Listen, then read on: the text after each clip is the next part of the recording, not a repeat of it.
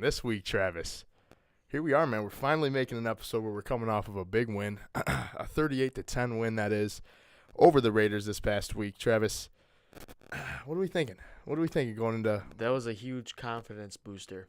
I sat here in the same exact spot last week, and I said if the Bills didn't win by at least 2 touchdowns, I'll be so surprised.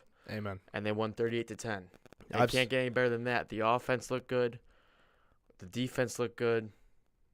Damian Harris looked good on special teams with that big 30, 40-yard. All aspects of the Bills team looked amazing on Sunday. Yeah, I was going to say, I kind of said it the whole entire week that if this was a game the Bills were going to win, which we both thought they were, it had to be a game that they were going to win that was like going to be like kind of a commanding win. I think you said you wanted it to be no less than 2 possessions, if I'm not mistaken. I think you said no that. Less. Somebody said that to me throughout the week. I'll be mad. But, I mean, 38-10, you come up 28 points on top, 4 possessions. That's a pretty commanding win. I'm pretty happy with that. If you were going to beat a team like the Raiders, it had to be a game like this. It had to be a commanding win where you just get in and you get out. Now, it was a little bit scary to start. They scored on us with the first possession in like 5 plays. Yeah, so they did obviously go right down the field. That was scary. But I don't know who it was in their press conference. I mean, teams have like the first 15 plays of the game scripted, and it just everything kind of went their way as far as what they wanted to do, their game plan in the beginning of the game. Like, it is what it is because the rest of the game didn't go their way for sure. No. One of the biggest things that I definitely want to tap into as far as with that game, kind of breaking down the Bills-Raiders game, was I thought that was Ken Dorsey's best game called. If you had to ask me, I mean, I know he's going into his second full season as an offensive coordinator, last year being his first year of calling plays. I thought this year, obviously week 1, we all know what happened. That's behind us. It was no sides of the football really looked at par, but that's how it's going to be. Week 2, we get the Raiders in town. I thought it was a whole different breed. I thought Ken Dorsey called his best football game. I thought he used almost every starter the way that they were supposed to be used. Hey, what I say last week, everybody on offense should eat. Yeah. And now I'm going to make this little comment here. So right after the Raiders scored, they went down the field, and Devontae Adams had that receiving touchdown. Right after they scored, we got the ball back.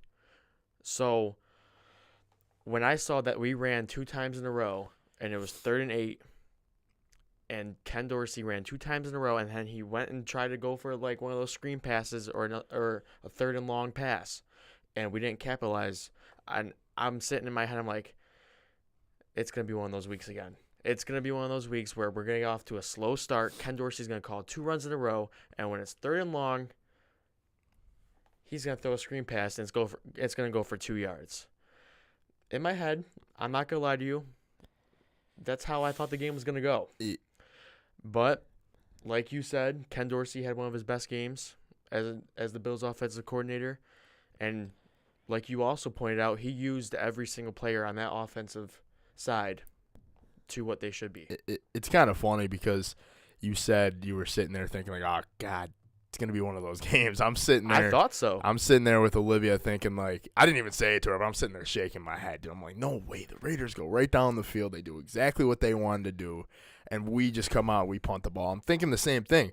In fact, in my head, I'm thinking it's a little worse. I'm like, dude, what the fuck, dude? We're pinned at our 25-yard line because we didn't take the kick out, and then we just ran 2 times in a row and gained 2 yards in 2 plays. And punted the ball.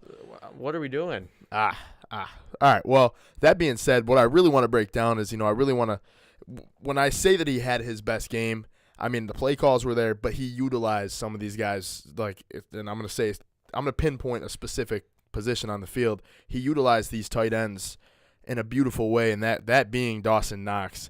Dawson Knox and all the tight ends had a pretty big day as far as chip blocking like Max Crosby or some of the other defensive ends throughout the game, and especially Dawson Knox. He had a big day with helping out Spencer Brown with Max Crosby.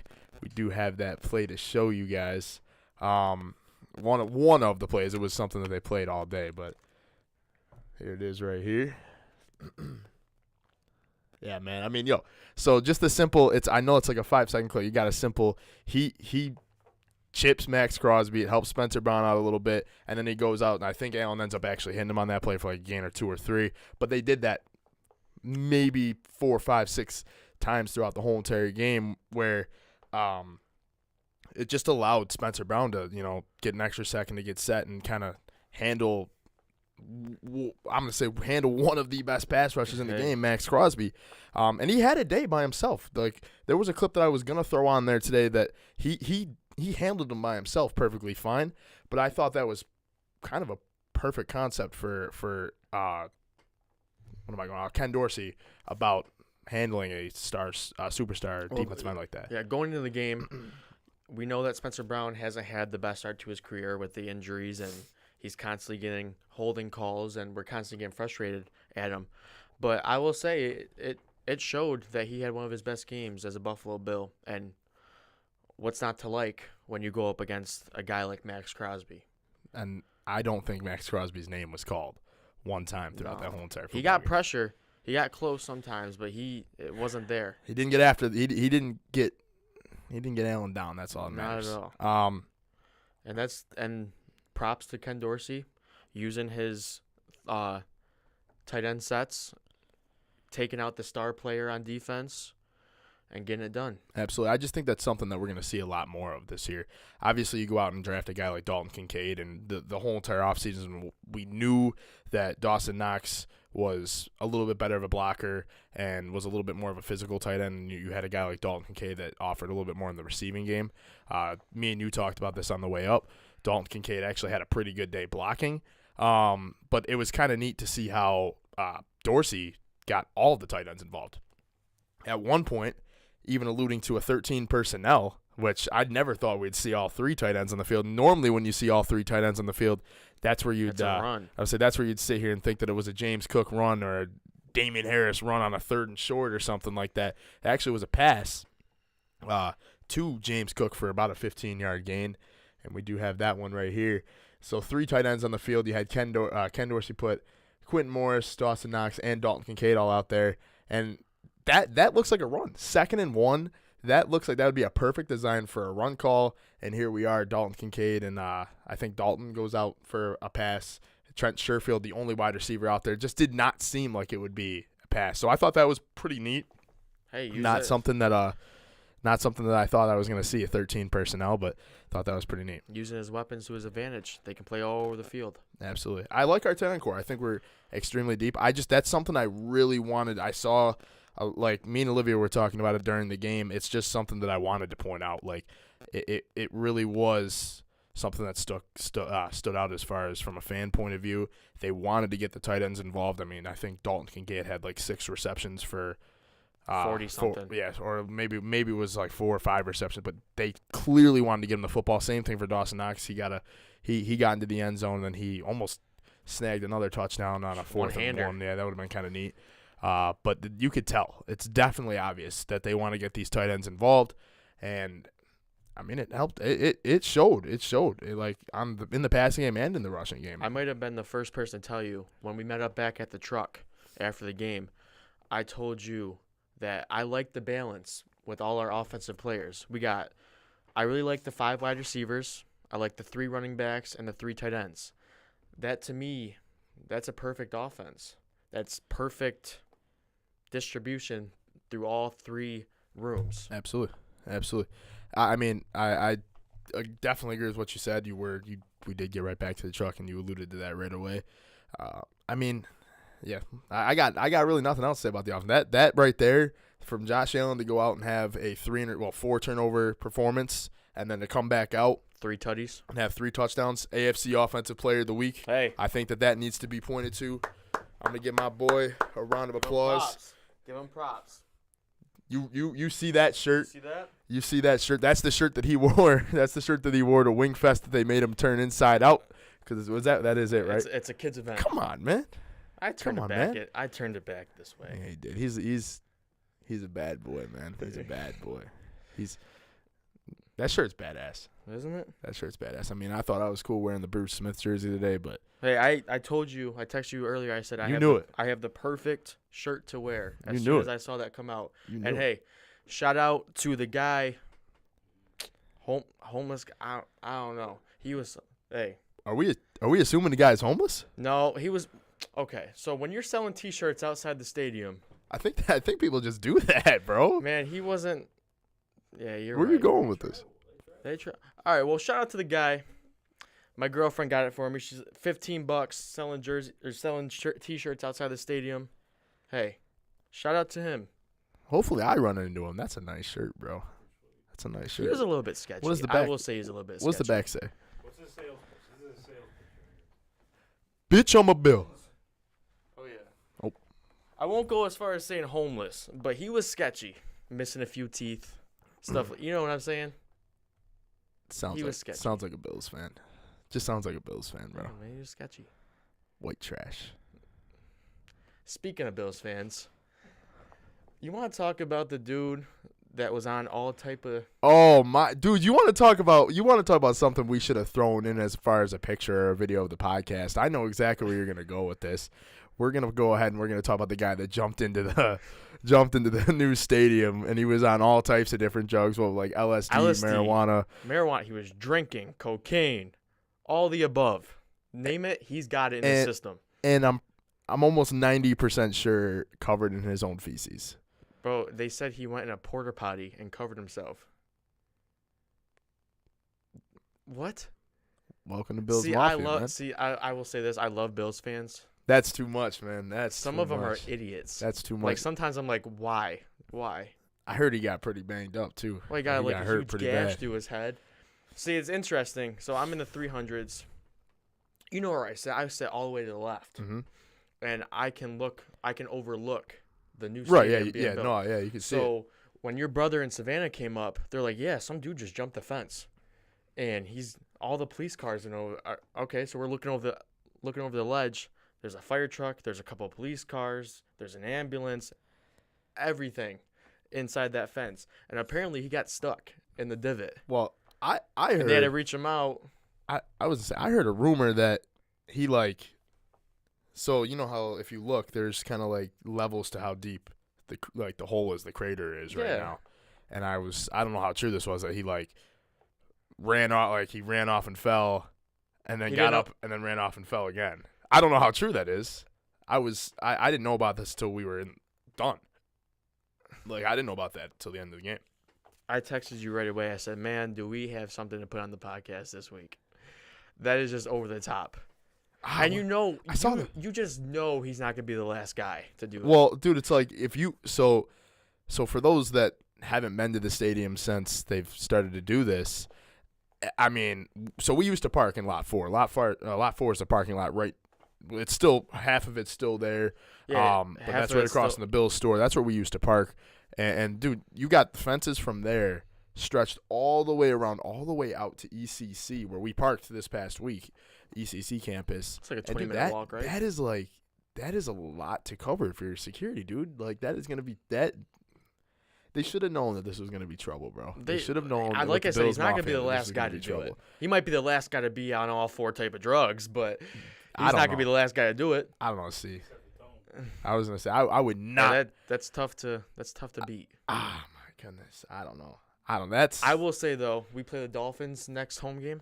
Yeah. I will say we walk past that lot, we will probably see an officer or two. A lot more personnel probably making sure that we don't jump the fence and do something stupid like we did this past week. Like I said, I love our fans, but come on. Yeah. You go to the game and you act like that. Absolutely. What are you thinking? That is. See, that ruins our rep. That was interesting, and I'm gonna get back onto the football topic here. Something else that was interesting. We're all done with that. Yeah, we'll move on from that. Something else that was interesting this past week was, again, some healthy scratches. That speaking of scratching, I'm scratching my head at why some of these guys are inactive. The biggest one, Kyer Elam, 2 weeks in a row. Does he not fit the scheme from week to week? He doesn't. Is there some games he's going to be active just because he fits that defensive scheme that week against those particular offensive weapons? It doesn't make sense to me. I've sat here and said the same thing. I said it on the first podcast. Not that anybody heard me, but I said it on the first podcast. And this is going to be a running joke. am not a Kyrie Elam guy. I've said it with a lot of our friends outside of the podcast and outside of football. See, I was happy we drafted a corner that year, but I'm going to be honest with you, we drafted the wrong corner for our defense. Well, I sit here and I think, and I've had this conversation with some of my coworkers, is like, did the Bills feel pressed to maybe draft a corner because of the situation? I mean, they didn't really the have. corners were going fast. Well, not even just that. They didn't really have that many active corners that could sit and start at that point. Trey White's coming off of an ACL tear. He still wasn't even ready Dane at that Jackson. point. Dane Jackson. Levi Wallace had just left to go to Pittsburgh. Cam Lewis is on the team. Cam Lewis is Cam Lewis, although I like what he brings to the table, but is there something where the Bills might have just felt pressed to get a corner and they needed somebody? I'm sure they did. I mean, they also went out. They drafted 2 corners in that draft. They get Kyrie Elam, and then in the 6th round they go out and get Benford. Benford's been a way better corner, and I think he's a better player if you had to ask me for what we do. See, Elam, he's had some spots where he shined. Yes. But he also, like I said, he's that press man corner, just like he's used to in Florida with that defense, and he's going into a zone defense. You're gonna be aggressive like he is. Right. You're gonna be all hands on like Diggs got frustrated with them last year. Right. No, I agree. We really just don't play that type of defense. We've never, under the McDermott and at the time Leslie Frazier, we never really have. This defense is much more aggressive than the Leslie Frazier defense, but still the corners are not. Maybe they're not a man-to-man. Maybe defense. they're making him inactive week by week just to have that. He's gonna be in the classroom for all those weeks. Maybe they're just coaching him up in the classroom and teaching him up in the classroom, and then you're gonna show me in practice first, and then I'm gonna put you on the field. Maybe it's one of those things. Maybe. But I mean, going up against this week. Just a little preview into the. I'm not going to get to it yet, but just in the preview, we're going up against Jahan Dotson, Curtis Samuel, and Terry McLaurin. Maybe this is a week that we bring Kyrie Elam to be a more of an aggressive corner to those 3, to that triple threat. And I agree with what you're saying, but like it's just maybe that is exactly what's happening. Maybe that's exactly how it'll play out, but it's just frustrating from a fan point of view, and I understand you spent that a the first fans round don't. pick on the guy. I was gonna say we don't understand what's going on in the building on a day-to-day basis. But like you just said, we spent a first-round pick on this guy, and he's riding the pine every single week. And that, to me, is like, dude, are you serious? Like, this is a guy last year that, yeah, he played, and I thought there was moments where he stuck out, like that he shined. I thought the Dolphins playoff game he played The pretty interception. well. I thought the Chiefs regular season 30-yard game, line. I thought he played pretty well. He had an interception on Pat Mahomes in the end zone. So he shined. Like He's I thought there definitely was showing his growth. I was gonna say I thought there was some promising moments for him, but then there was also the moments where you were like scratching your head and you're like, all right, dude, like. Every player has that. But the beginning of the season has been a little frustrating as far as not being able to get him onto the field. And like I just alluded to, we don't know what happens on a day-to-day basis inside one Bills drive. And maybe there's something happening there, and maybe there's something where we're just kind of blowing it out of proportion a little bit. But that being said, again, DeMar Hamlin inactive. I don't think there's really anything to that. I think what I want to point out is, again, we said something about Cam Lewis earlier. Cam Lewis offers a little bit more versatility as far as being able to play corner, being able to play safety, being able to play special teams, where DeMar Hamlin really doesn't offer that much. Yeah, he can play special teams, but he's a safety. Cam Lewis, he has the ability to do all that and the above. And then you got a guy that like Taylor Rapp, who's not a bad backup to the safeties. Who's I just don't think there's room for him to be active every week. So I don't think there's really anything with that. Or maybe he made the active 53-man roster, but maybe simply he's just not ready mentally. Maybe again, it's just weird. There could be something going on as far as like something like that we just obviously don't know about. But I don't know. That being said, just to finish breaking down the Raiders game, I thought the defense had a really nice performance as far as keeping the Raiders some of their threats, keeping them honed in. That being said, obviously I made a bold prediction last week. I wish the mic would have been cut off for that. I made a bold prediction about Davante Adams being held under 40 receiving yards. I think he finished with 84. That's fine. The Bills win. I'd rather be wrong about the yards and come out with a W. Hey, I'm happy about it. Fantasy team. But what about a guy like Josh Jacobs getting held to like -2 rushing yards? I mean, 9 rushes, -2 yards. if I'm wrong, call me out on it, but wasn't that one of the better running backs in the NFL last year? Like, wasn't that the best running back in the NFL last year? I'm going to be the first one to say, I was scared of Josh Jacobs. After what Breece Hall and Dalvin Cook did to us week 1, I was scared. I don't know, man. Get used to it. Get used to it. The Bills defense is not letting these guys run all over us. I'm calling that right now. We shouldn't with that D-line room. Yeah, well, and that's exactly what I was just going to get into, so I'm glad you pointed it out. Defensive line had an absolute day. Greg Rousseau, dog. Ed Oliver, I think, had his best performances. One of his best performances is Buffalo Bill. He had so much pressure from the interior defensive line. They're just getting the quarterback He was getting after the quarterback. Obviously, they were run stopping. Him and Daquan Jones had a day. Both of them dogs. Leonard Floyd had a good day. There was a lot of pressure, and something we're going to get to here in a second is that pressure. That pressure got our boy TB, Terrell Bernard, his first interception. Hey. And I did a lot of talking down on Terrell Bernard, but that did get him his first career interception. I thought that was pretty sweet. Greg Rousseau, I believe, tipped it up. Greg Rousseau, dog, that's my boy. Groot. Yeah, that was pretty cool. TB getting that first pick. Here it is right here. That boy, man. That boy. He led in tackles last week. He led tackles this week and then comes out with an interception. That was pretty cool. That was pretty cool. Travis, I know, again, this is something we kind of talked about. Terrell Bernard not looking too bad through 2 weeks. I think when he first showed his flashes was last year at the preseason game when he had that fumble for 6. That was last year's preseason game. That's when he really showed flashes in the preseason game. And he always – because we had Edmonds last year, so he was always playing that depth guy / special teams.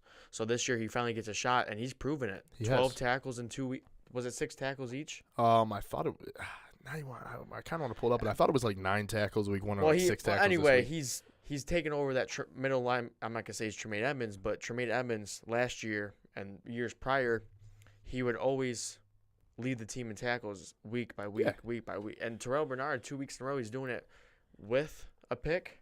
Amen. Hey, how about both our interceptions this week coming from our linebackers? How about our leader in interceptions right now is specifically Matt Milano. This one should the clip should be rolled around everywhere. Matt Milano absolutely getting up there. Speaking of Josh Jacobs. Speaking of Josh Jacobs, look at that Moss dog. That's a dog. Give him that. That man right there he's a problem. Matt Milano is by far one of the best linebackers in the NFL. I think he's one of the more underrated players in the NFL. Underrated all his career. That guy runs around. He has a natural instinct for where the football is going to be. He can find that ball like that. I mean, you watch highlights, you watch clips, you film anything. I mean, dodging and weaving blockers to get to the running back. He's making plays in the backfield. He's sacking the quarterback. He's hitting the quarterback. He's pressuring the quarterback. He's getting interceptions. He's bossing some of the best running backs in the NFL. He's doing everything he has to do to control the Bills' defense. And I'm not going to lie to you, there might not be like I have favorite players, but it is starting to get to the point where I'm starting to I love Matt Milano, man. He's shown out week in and week out. He's the staple of this defense. He is, and it's no surprise. The defensive line getting pressure after these quarterbacks, and turnovers have been a thing, man. I mean, 2 interceptions like you pointed to.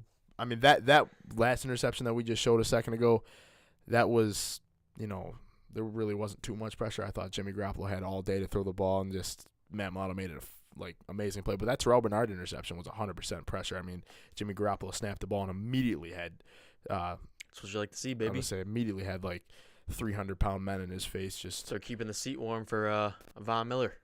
Yes, they are. So all around, that was definitely a game that there's something there that the Bills fans should be happy about. It's not like all we heard all week from our boys was come on, it's just the Raiders, man. You should have won that game. It's the way they won the game. If they'd have just snuck out a 7-point or a 3-point win, they got one of the best players in the league on one team. Yeah, I mean Adams, Jacobs, and Max Crosby on the same team. I know they play different sides of the ball, but those are 3 of the top best players at their position in the game right now. And they are. But that, and I said it, that's a team that the way they beat them is the exact way that I would wanted them to beat them. is just no, not no a doubt. close game. I mean, other than that opening touchdown, the Raiders were never in it. It looks like they didn't even get off the bus, and I'm perfectly fine with that. That being said, man, we're moving on here into week 3. Already week 3? Come on, man. It goes so fast, man. So fast. Week 3, the Bills have the Commanders. We go down to the nation's capital. And I don't know, man. That's you kind of pointed this topic out that we're about to get into. Is that a surprising 2-0 team down there in the nation's capital? Yeah. Before we get to Sam that, Howell him? before we get to that Bills, Washington matchup, because they are one of the teams that I'm focusing on. Let's talk about 2-0 teams and 0-2 teams. Let's do it. So we got 2-0 teams. Are they fakers?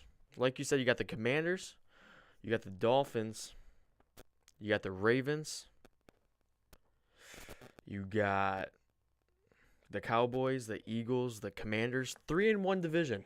So I already You got heard the Niners I heard a couple of pretenders there already. and the Falcons and the Saints and the Bucks. Wow, yo, the NFC South. NFC South and the NFC East have 3 NFC 2-0 teams. The NFC South is full of pretenders, man. I mean, I'm going to just say it. There's 3 pretenders down there. Hey, you all of wave- them are 2-0. One of them's got to win the division, but all of them are 2-0, man. And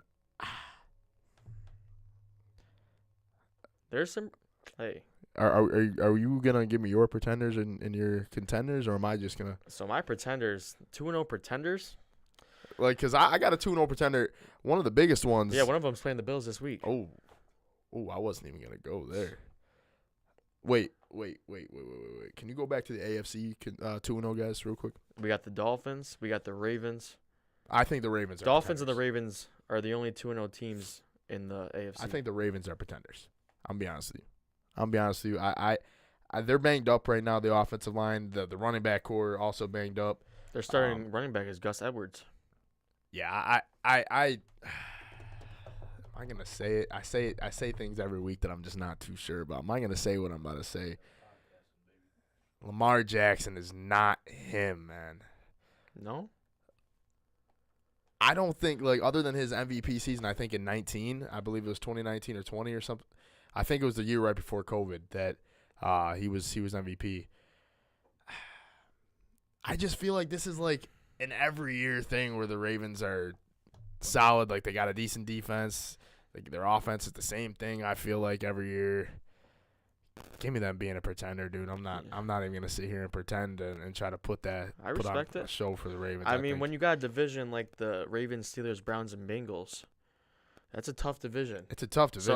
So any 4 of those teams can win the division at the end of the year. And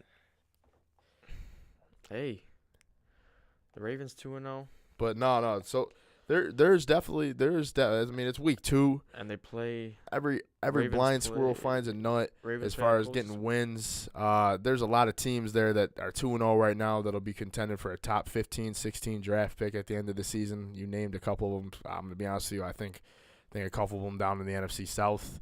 I'm not. Bucks, Saints, and Falcons. The Buccaneers, I don't think Who are do you real got 2-0. Who do you got coming out of that division? So you got the Bucks, Saints, and Falcons at 2-0, all 3 of them, right? Yep, and the then Panthers, the Panthers, are 0-2. Not the Panthers. I'm gonna be honest with you.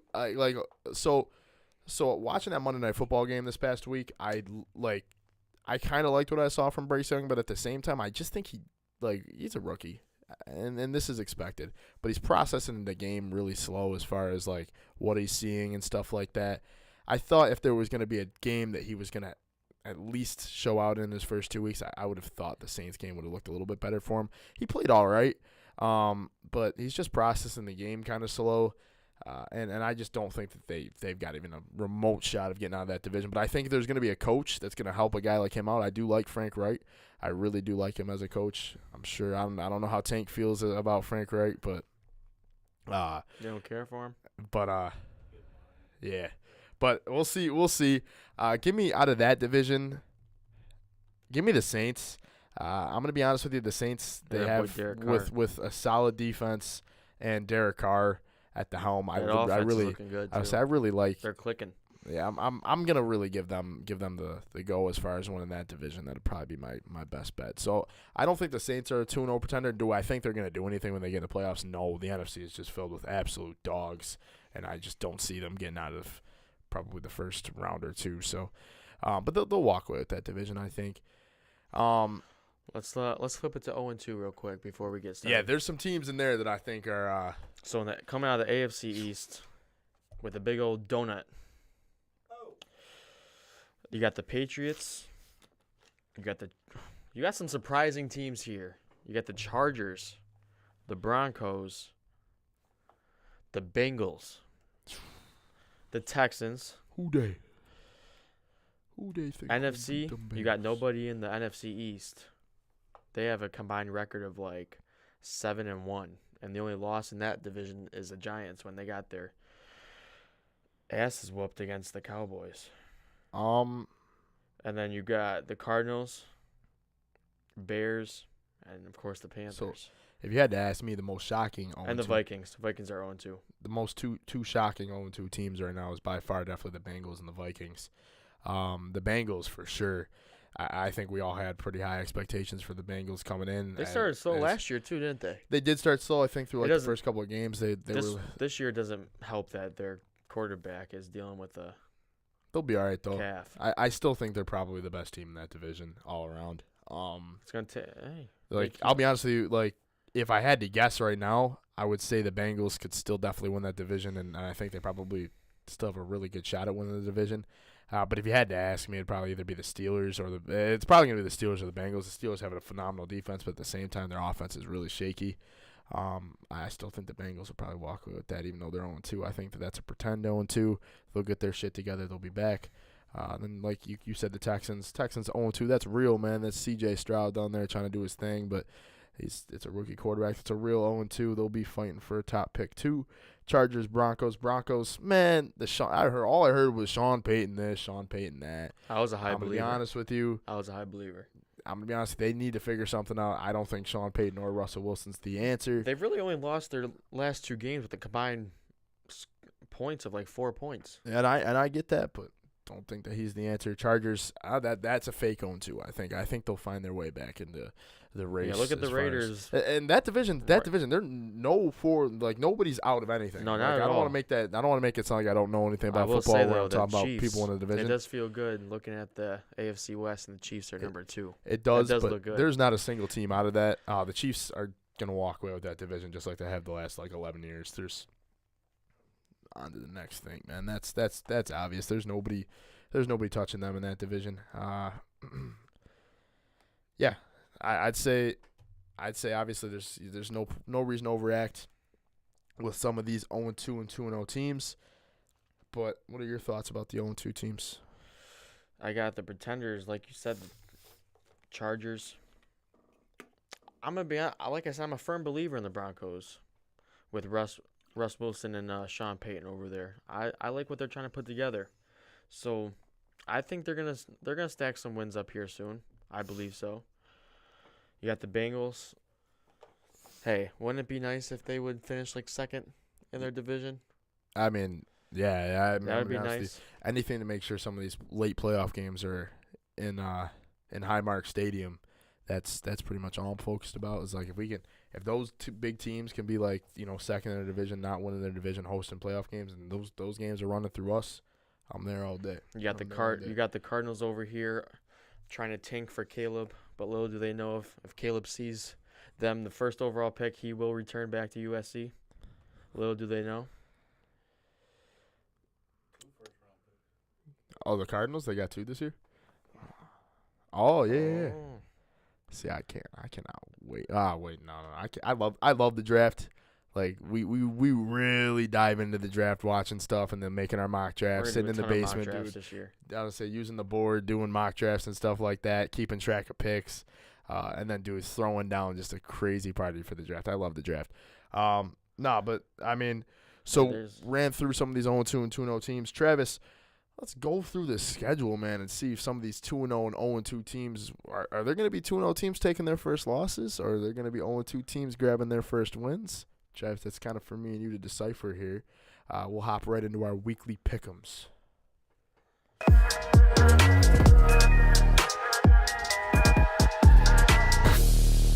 There we go.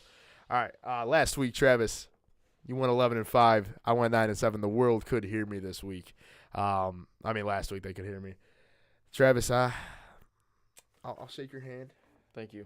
You won last week. You have not. You're not gonna win. You're not gonna win this week. You're not gonna. I will give you that you took the Commanders over the Broncos. I'll give you that. I'll give you that game. Commanders, Broncos. But you made the mistake of choosing the Patriots over the Dolphins. Yeah, me and Tank were talking about this a little. Like he said, he's like, you went with your heart because I wanted the Patriots to win, and they. I don't blame you. I would have been happy if I was sitting here 9-7 and you were 11-5. I just kind of figured.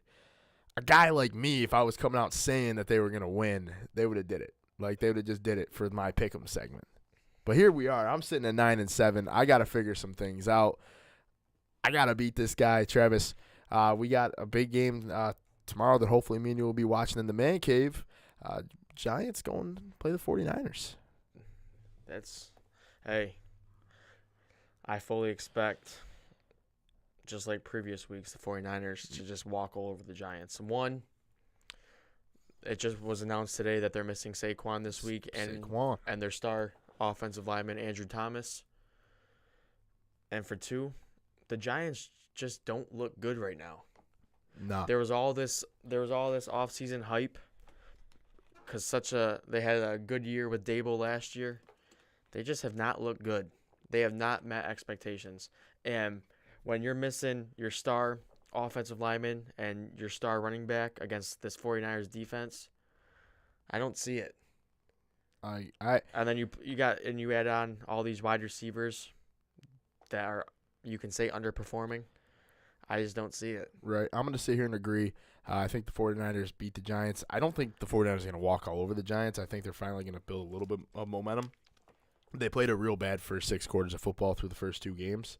But the last half of the Cardinals game, obviously they came back and they beat Joshua Dobbs, who kind of looked like a dog in that game. It came down to the last play. Yeah, with a pathetic Hail Mary attempt. I think that's going to be a good game. If Saquon was playing, this might be a split off the bat. If Saquon and Andrew Peters, Andrew Thomas. Andrew Thomas. Yeah, I was thinking of Jason Peters. Andrew Thomas. He signed with the Seahawks. He did, 41 years old. I probably would have went with the Giants here if both of them were healthy. I'm going to go ahead and take the 49ers here too, just because I want to make sure I stay safe and I know the record doesn't get worse. Starting off the Sunday slate, we got Broncos at Miami, and I'm just going to start off here. I think the Dolphins do win this game. I just told you guys a couple of minutes ago I do not think the Broncos are a legit team. Like I just don't think the Sean Payton era, and I don't think Russell Wilson. I don't know if that's going to mix well. I think the Broncos dropped to 0-3 and the Dolphins improved to 3-0. The Dolphins look good, man. They look exactly the way on top of speed on top of speed on top of speed. They look exactly the way I thought they were going to look. I was a high believer. I'm still a high believer, but I just don't take them, man. I just don't see it this week. Take them, man. We're not splitting here. You ain't fooling me this time. We're not splitting. I don't see it. That offense is just too fast for that Broncos defense. And that Dolphins defense has been showing up too. They got some hard hitters. They got some good guys up front and some good linebackers. I want you to take them so bad. All right, so we're not splitting there. Both of us going Dolphins. Here we go, Travis. A division matchup. The Jets and Patriots. Patriots going to I was gonna say New York. They're gonna go to New Jersey and play the Jets. Travis, I'm gonna go to Patriots here. Okay. And it's not because of my heart. There's no heart in this because this game. He just wants to see the Patriots succeed. No. Picking them 2 weeks in a row. I got New England winning this game. Their defense has looked not bad through the first 2 weeks. Matt Judon's a problem. They gave the heat. Matt Christian Judon's a problem. Gonzalez, that rookie. I just cornerback. He looks good. I'm not going to go into my point because I don't want to talk you out of picking. If you're going to pick the Jets, go ahead and pick the Jets. I'm not picking the Jets. God, man. I'm not picking Zach Wilson against this Patriots defense. You totally. I think you totally were gonna. I totally was not. Oh, God. I'm not picking Zach Wilson against this Patriots defense. I'm not doing it. All right, fair enough. I got the Patriots picking up their first W this week. Fair enough. I'm gonna 1-2, still last in division. So here we are. No splits yet. No splits yet. Texans at the Jaguars. I think we know the obvious answer here. I was gonna say there's no split here. think. You don't think C.J. Stroud's gonna go out there? Oh wait, is C.J. Stroud hurt too? He's questionable. Oh my God. He'll play. He was He'll play. questionable last week Give him the too. Jaguars. Give him the Jaguars. Now I'm in the suicide pool with Jackie's dad, and shout out Ed. And it came down to the Jags versus the Texans and the Seahawks versus the 0-2 Panthers. And the Jags, they just got all the right answers for this bad Texans defense. Calvin Ridley, just like week 1, he'll probably go off week 3. Hope so. I got him in fantasy, man. Hope he does his thing. He probably will. Yeah, that's a clean. Yeah, I'm gonna be honest with you. I'm not gonna spend too much time on a game like that. Not at all. Titans Browns. Here we go. I'm gonna go ahead and I'm gonna give Tennessee the go here. I didn't take them last week over the Chargers, and they let me down. So we're good. Yeah. The final answers speak for themselves. So, I'm talking about last week. oh, okay. So, but I'm going Tennessee here. I think Tennessee. I like that. I like them over Cleveland, man. I just didn't like what I seen from Cleveland on Monday Night Football, and I don't think I'm gonna like what I'm gonna see on Sunday Football. Not this week. Not without Nick Chubb for the rest of the year. Ooh. That was bad, dude. It was bad. Speaking of Nick Chubb's injury, I'm gonna get a little bit off topic here, but I saw this little post on X. It's not Twitter. It's X now. So, the last four Monday Night Football games. Oh boy. Kyler Murray tears his ACL. DeMar Hamlin goes into cardiac arrest. Aaron Rodgers tears his Achilles. Just a couple weeks ago, by the way. That injury's still fresh. And then a couple weeks later, not even a week later. Not even a week later. Literally just a week later. Monday night to Monday night. Yeah. Thank you. Welcome, buddy. I got you, dude. Nick Chubb sustains gruesome leg injury on the same leg as he did when he was back in Georgia. That might. Is Monday Night Football cursed? Monday Night Football might be cursed, but in all seriousness, that injury, I don't even know if the official details have been released as far as, I mean, that whole knee's probably a mess, but he needs 2 surgeries. I read it today. He needs 2 surgeries. Hopefully he plays football again, man. Travis, you skipped one, my friend. I know it was looked over with the Nick Chubb injury, but during the Panthers-Saints game, Shaq Thompson down for the season. Yeah. He's down for the season? Yeah, he is. He did. Didn't he? Was it ankle surgery? Achilles, right? Achilles or ankle? Something, dude. Yeah, I did hear about that. I see. This post isn't an update yet. Then see what drives me nuts is. Or was it before? So that's 5. That was the game before that one. So that's 5. Huh? That's every Monday Night Football game because they did the little doubleheader this past week. Yeah. They're doing a doubleheader again this week. He pointed that out. That's scary because that's every Monday Night Football game. It's not like it's Monday T's and general. P's up to everyone playing T's and Monday P's, Night T's and Football this P's. season. Let's hope the Bills don't. They have all. They're all over the schedule this year. I'm gonna be knocking on wood every single Monday Night Football. Did the Bills play on Monday Night Football again this year? They gotta. They play all over this. Because I was gonna say I know we have a. I know we had Well, that the one Bucks- in the beginning of the season. Oh, is that on Monday night? I wasn't sure if that was Monday or Sunday. Because the Bucks and the Giants are on Thursday night football. No, it's Giants Sunday, Bucks Thursday. Oh, Sunday night football. No. Oh, Yeah.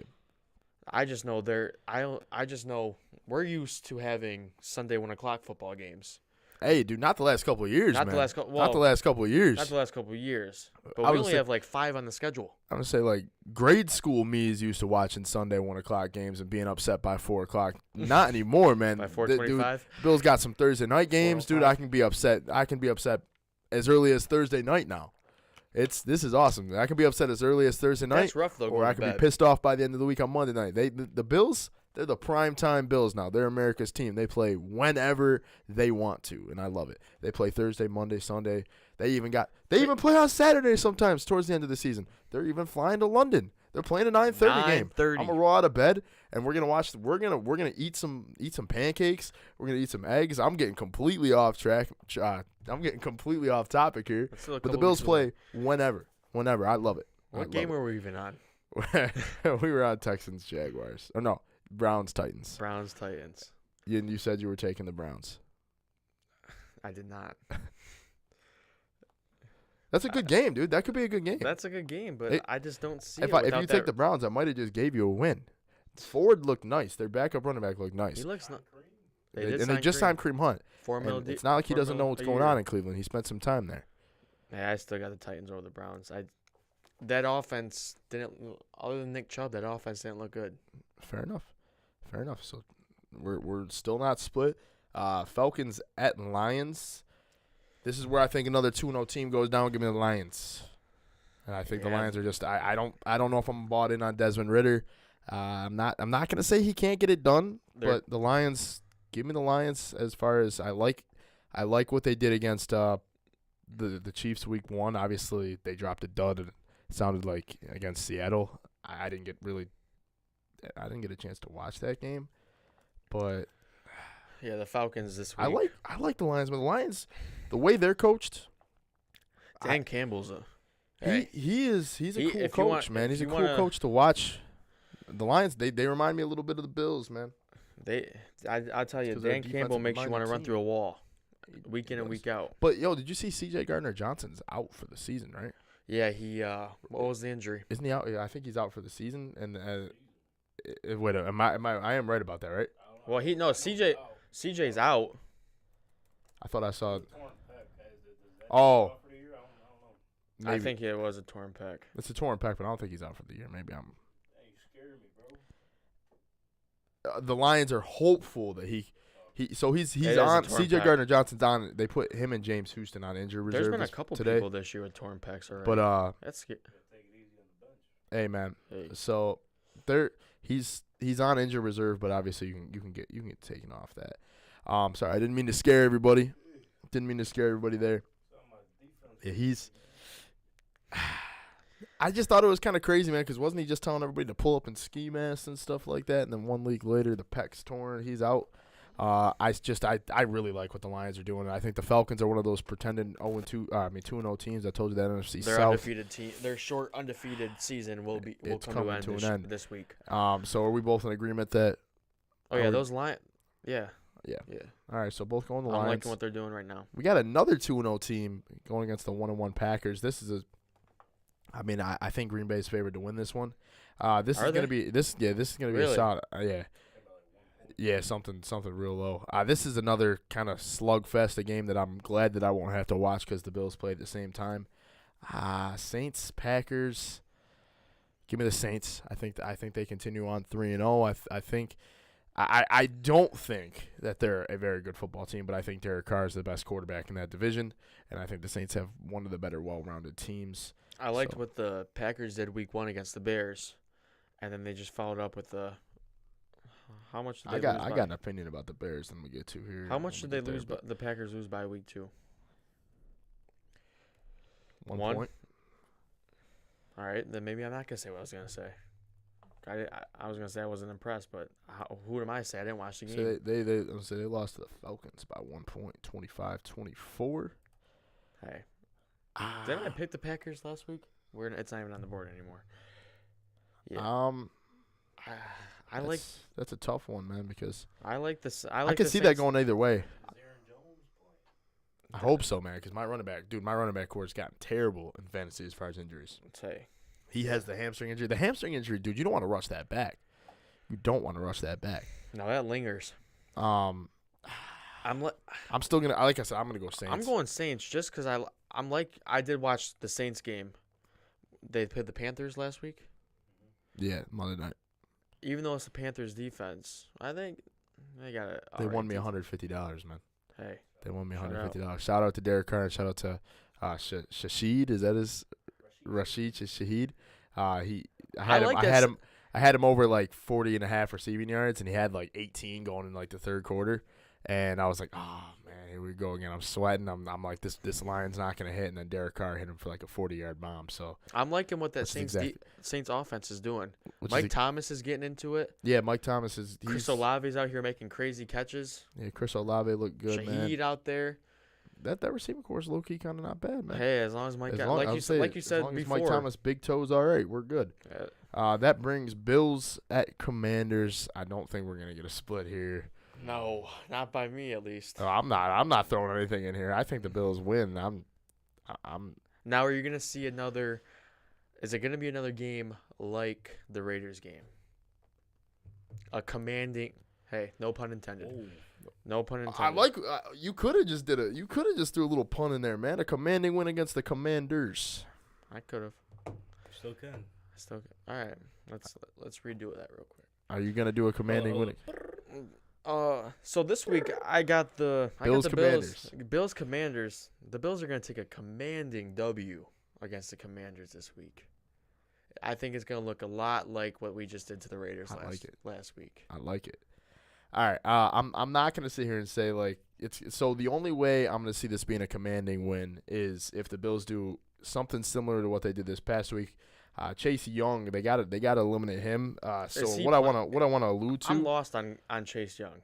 So he didn't play week 1, right? He didn't, but he played week 2, and he came off of a 1.5 sack performance with a tackle for loss. So he's still a problem. He's still the same Chase Young. I'm just confused if he's playing or not. He's playing. He's playing, and I'm sure Spencer Brown's gonna have his hands full the whole entire afternoon. Maybe we'll see that 3 tight end set. This week too. There's a reason why I pointed that out in the beginning of this podcast, because that is going to be one of my keys to victory, is slowing a guy like Chase Young down. There's really no other way around it. You got to slow the man down, but I think we're both in favor of the Bills winning that game. No doubt. I would say we got to worry about that receiving core. We'll tap back into that game in a little bit here, right? Yeah, we'll tap back into that game. All right, so Chargers. So I got a question for you guys when the time comes back around. All right, I like it. So then we got this is by far, in my opinion, the best 0-2 matchup of the whole entire week, because these are two teams, in my opinion, that we did not think were going to be 0-2 going into week 3. Jeez. But again, it's just week 3. Hold your horses. The NFL, the Super Bowl's not won in the first couple of weeks of the season. Who wins their first game this year? This is a good football game. This is where I think we could see our first split. I'm going to go Vikings. We definitely are going to see our first split. There we go. About damn time, we man. Definitely are. Give me your reasons, then I'll follow it up with mine. All right, so that Vikings team, I'm just not seeing enough production on that offense other than Justin Jefferson. We drafted Madison in the Emerge Fantasy League and just because we thought just so you know, they just signed. guys, they just traded for Cam Akers. Yeah. So, which I don't think he'll obviously play this week. That's a little bit of a short notice, but like I was saying, I see all these players on that. Like they have KJ Osborne, they have Jordan Addison. They're not performing to the peak as Justin Jefferson is. They got TJ Hawkinson. So I'm just not seeing that offense click right now. So I'm gonna sit back and this is where I was kind of just saying it's week 2. Like these guys, these teams, it takes a little bit to get into the rhythm and make things happen. Hey, Kirk Thuggins hasn't checked in yet. On fantasy football, I beg to differ, man. I think fantasy app has him being the first-ranked quarterback right now, if I'm not mistaken. As far as putting up points, he had like 36 points last week. I have him on my bench. He played like he fantasy football wise, he played well. Obviously, not well enough to get a win. I just so this week I get what you're saying as far as, you know, you got to look at who they played though. Like you do know that they played one of the best NFC teams, if not the best NFC team in the Eagles.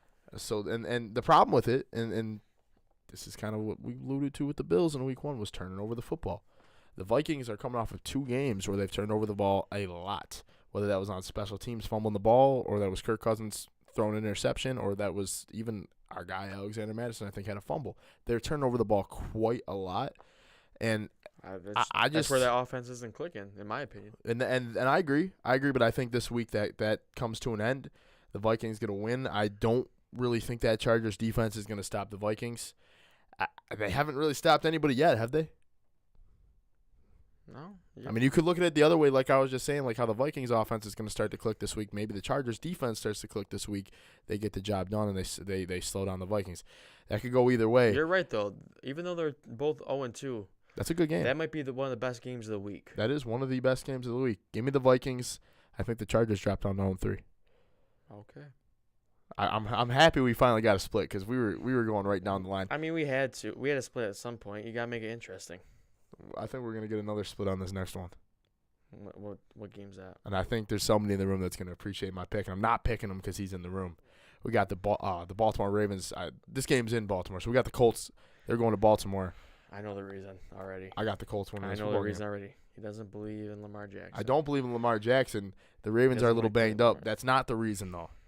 It's not the reason, What's though. the reason? Minshew mania, man. Minshew. Minshew mania. Give me the Colts, man.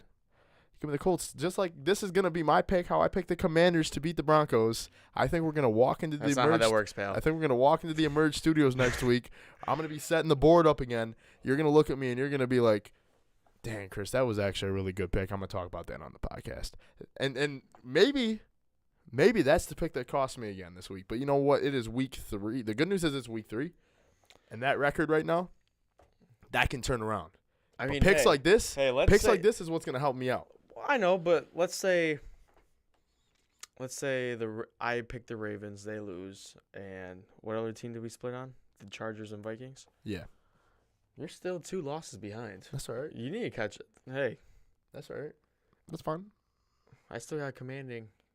You like to punt again? Yeah. You were scared to use that the first time, man. Yeah.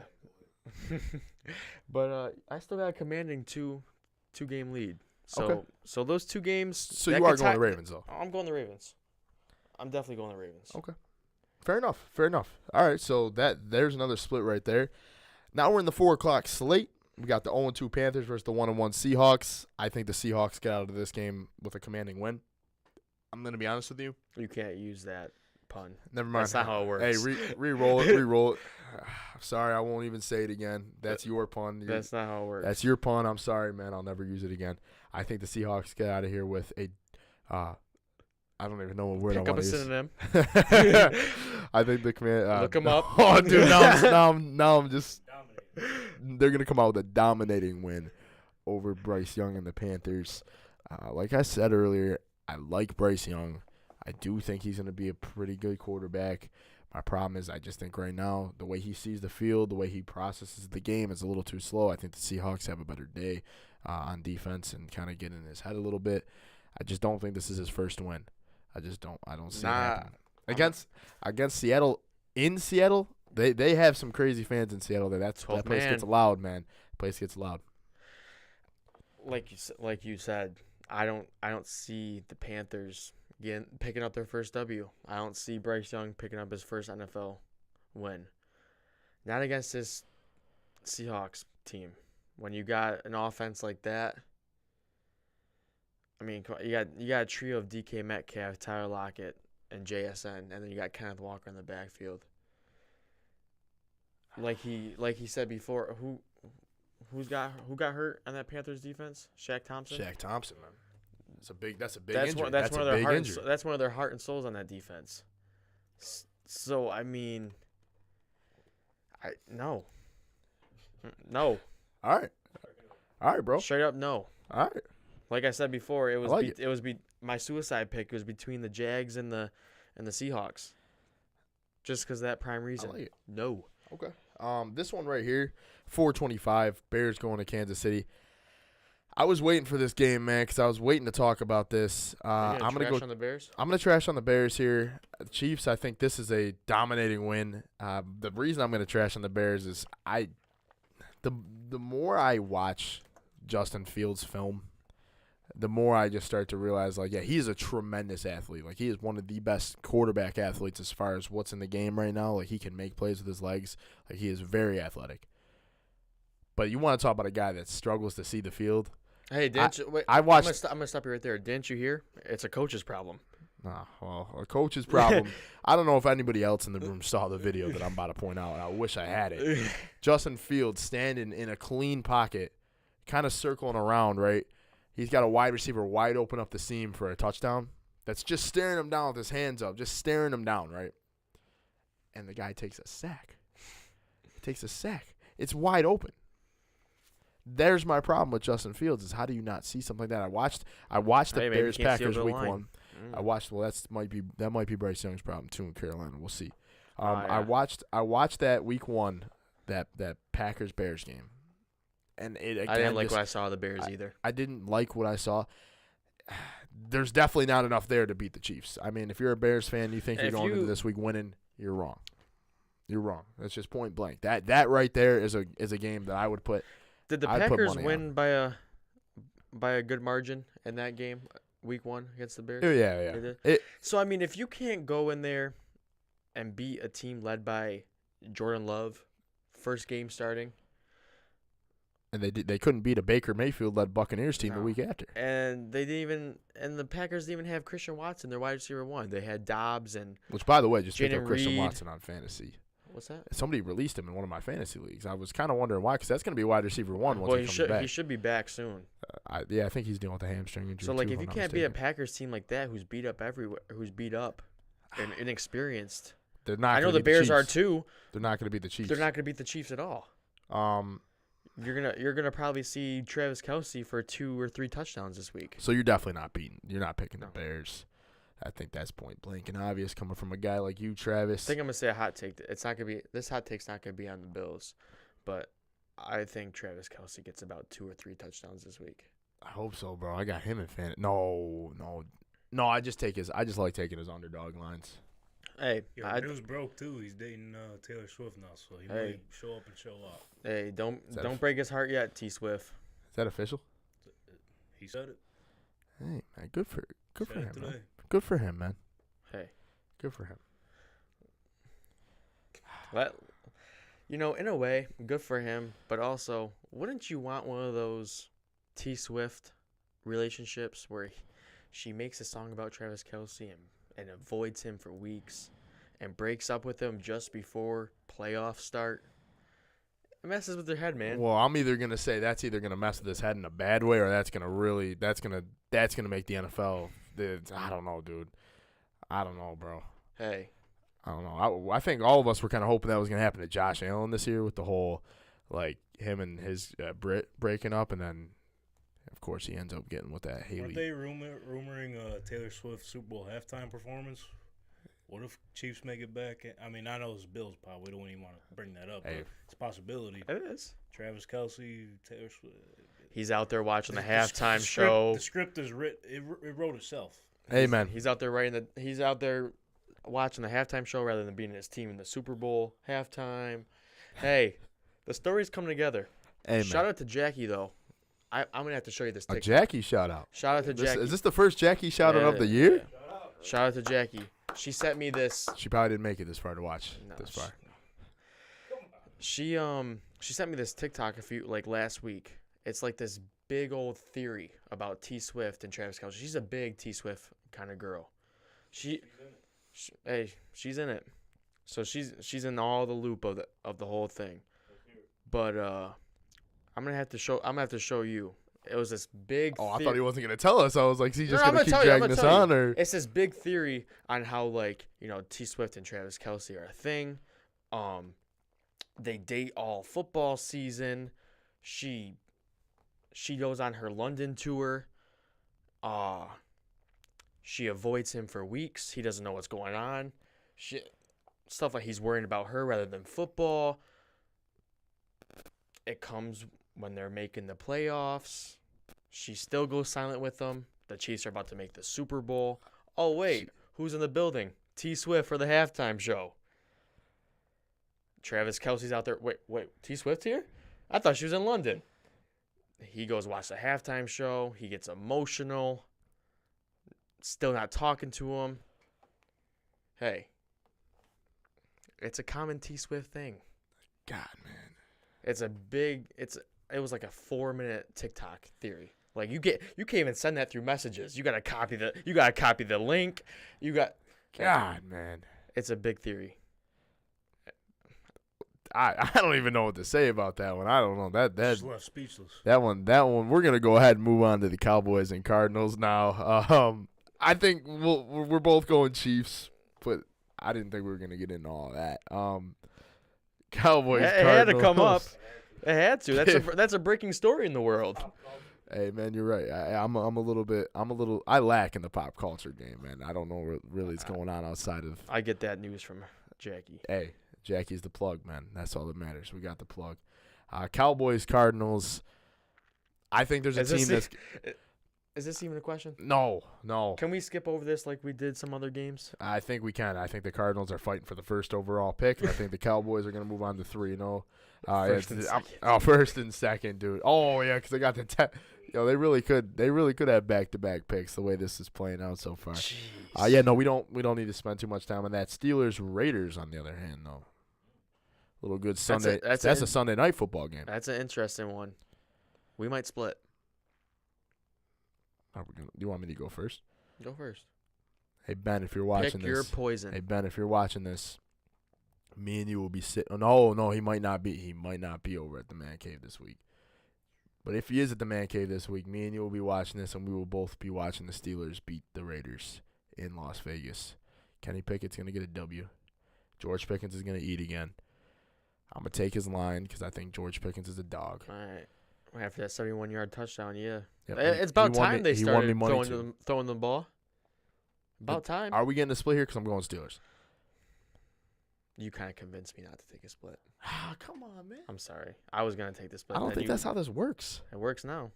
Hey, whoever's leading gets to decide the rules. Okay.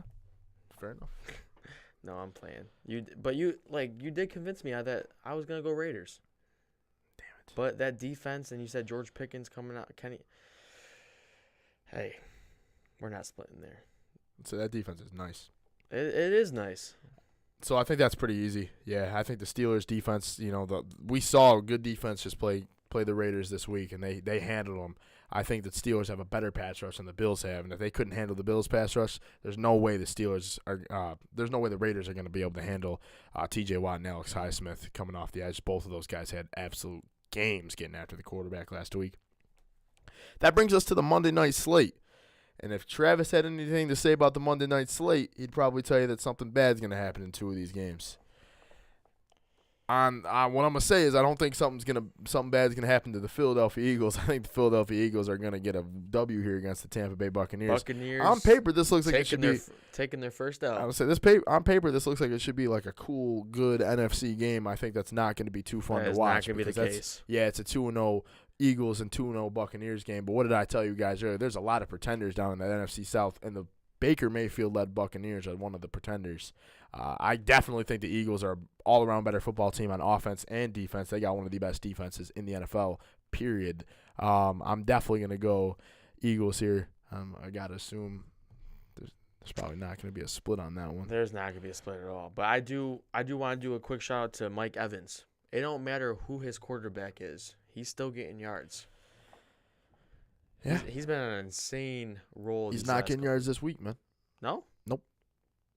Okay. I'm not going to do that giving a line thing because I'm really not that good at that. Like, I remember I was the guy that said Devontae Adams.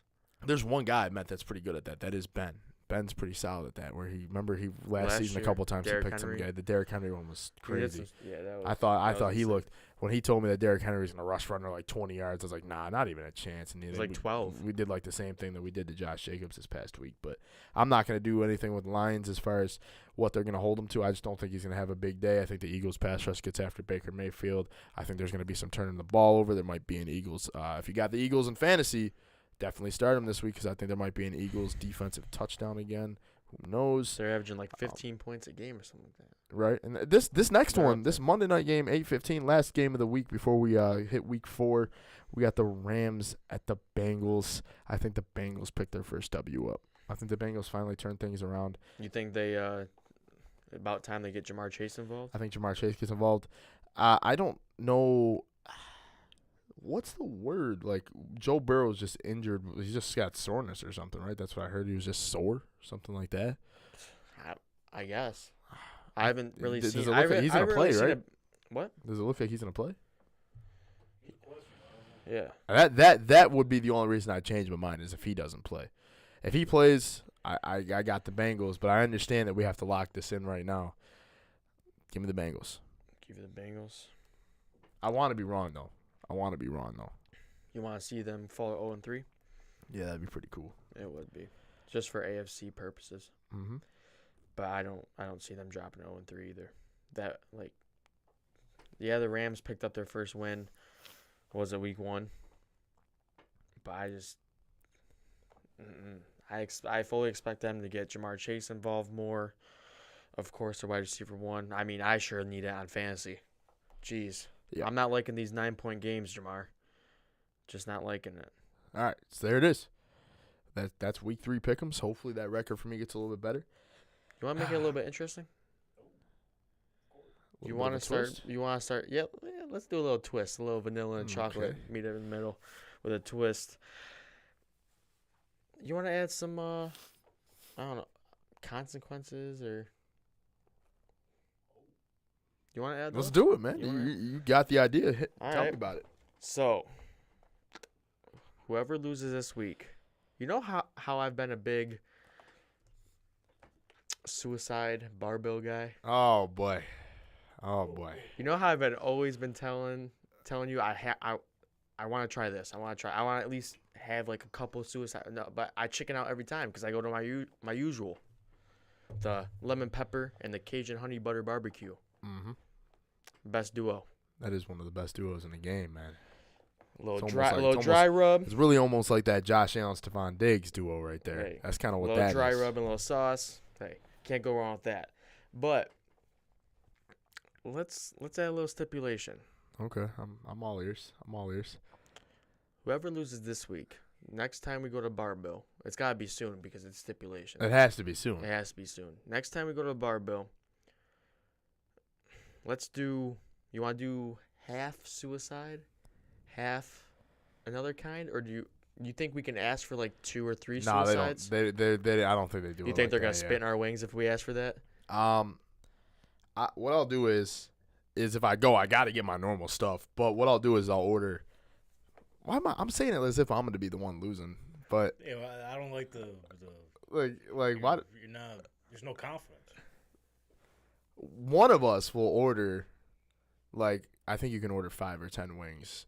And I'm saying, whoever loses, gotta put those down, man. We gotta put those down. We'll record a little bit of that. Yeah, you gotta record it, and it's gonna be right on this. We'll record a little bit of that because those wings will be hot, man. Barbell does it right. Those wings will be hot. They will be hot. All right, that's a deal. Shake on it. Boom, Wait. Let's do it right here. There you go. All right. So losers got to eat 10 of the hottest wings. 10. Barbell. 10. Well, You can't order. He anteed it up. You can't order 5. I'm the one that got the stipulation.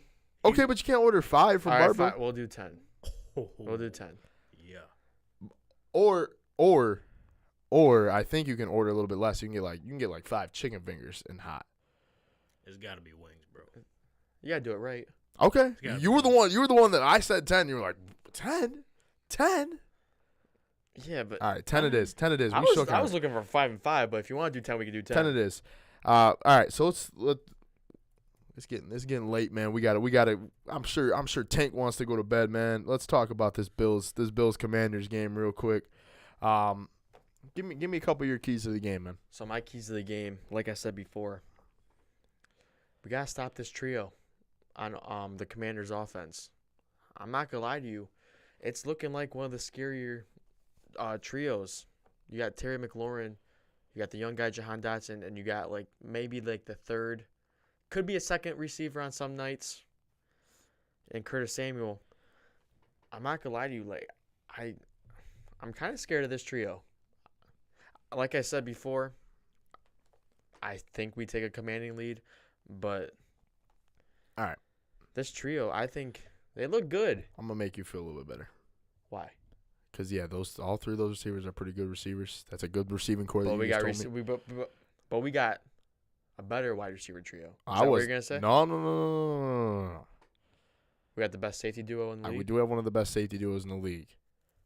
But we got a guy that's gonna make Sam Howell's life hell. All right. We got a guy that's per Pro Football Focus. The numbers don't lie. Right now is ranked the 12th best pass rusher in Greg Rousseau. Yeah. He hasn't gotten a sack. He came real close to sacking Jimmy Garoppolo. Got him back in the line of scrimmage. They didn't count that as a sack. He came real close to sacking Aaron But Rodgers he's gonna sack Sam Howell this week. Yeah. He's gonna get after Sam Howell. I be honest with you, man. I think that defensive line should have a day. The Commanders' offensive line. So you're not even gonna. You're gonna say you're not even gonna allow them to throw to that trio. Well, they're not. So if you think they're going to push the ball down the field against the Bills, you're wrong. The way the I Bills, just think they're gonna little. they might be able. They might be able to dip and dime down Dip the and field dime. against the Bills. They might. They're not be gonna able go to. long.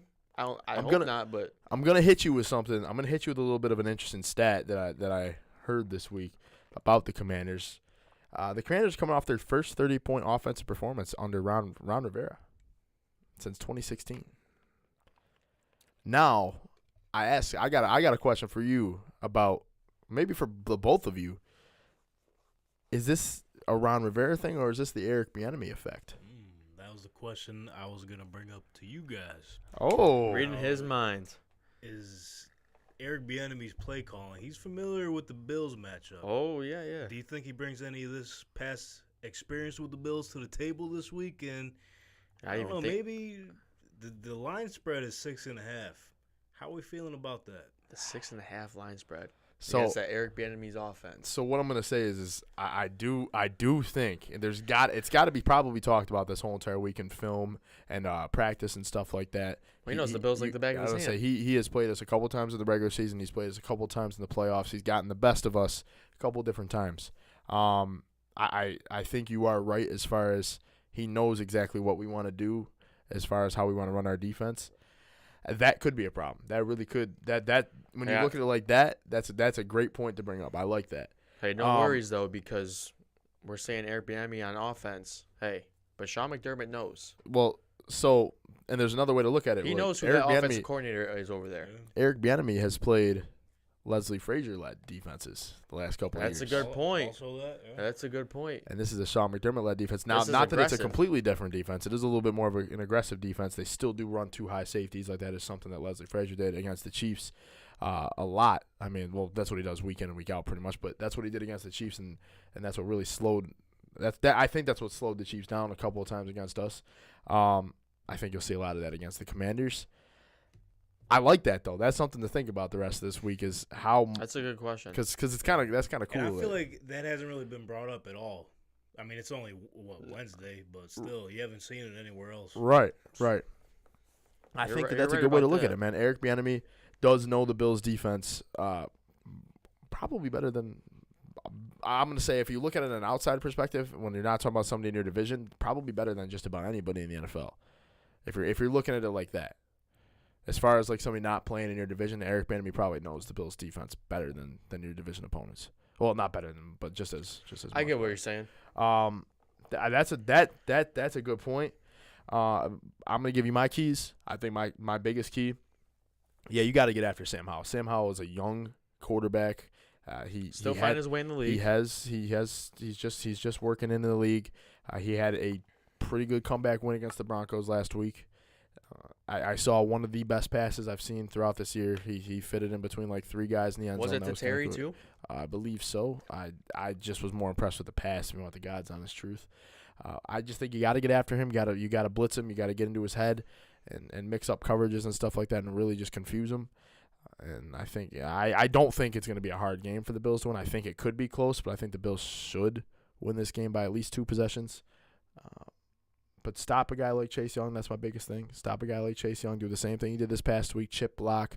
Run a 13 personnel. Really confuse their defense. They have a good defense on the other side.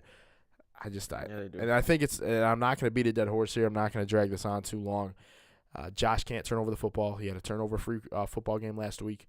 He was the AFC Offensive Player of the Week. Hopefully we get something like that again. I just don't turn over the football. Play clean. Dip and dime down the field, get the run game going, take Chase Young out of it, and hopefully we're sitting here next week talking about the same thing we were talking about this week. Another Bills W. Yeah, absolutely. One more thing to think about, too. Sean McDermott did spend a lot of time with Ron Rivera over in Carolina, so that could go hand-to-hand as well. That's a good point, man. This could be more of a coaching duel than anybody might think. Keys to the game, a coaching duel. A coaching duel. I mean, this is Forget something the players. Driving up here, I didn't think we were going to talk this much about coaching, and I kind of there's a lot of sitting ties. back. I like it. There's a lot of ties. There's a lot of ties. The Riverboat Ron and Sean McDermott tie right there. You're right. They spend a lot of time with each other. They know each other real well. It's kind of cool, man. When you think about it, there's a lot of ties for that. You got anything else you want to add about the Commanders? Other than we're going to take a commanding W? No. All right. One thing that we do want to introduce, and I know we'll talk about this with Tank, and we'll this is something we want to throw in starting next week. We got the Who's the Man segment. I think we're probably going to call that the I don't know. We'll probably just stick with Who's the Man segment. I like Who's that. the man?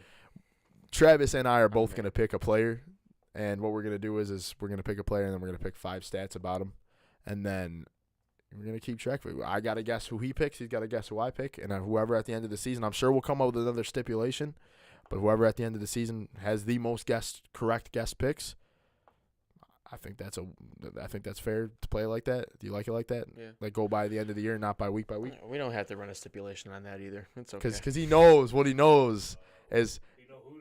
I would say he knows who the man at the table is when it's at this Who the Man game because we played it a couple of times and I whooped his ass just about every time. So he knows what's going to happen if we do a stipulation. And I think if he wants to do the pick'ems, because you're better with the pick'ems, I think, than I am sometimes. I think it's only right if you do the Who's the Man and you let some stipulations for that too. It's not going to be a wing stipulation though. I think it's got to be something. We'll come up with other stuff. Let your listeners decide. Yeah, you know what? Get them involved. Let's see what they. I was gonna say, put in the comments what you think the Who's the Man stipulation should be for the loser. I like that.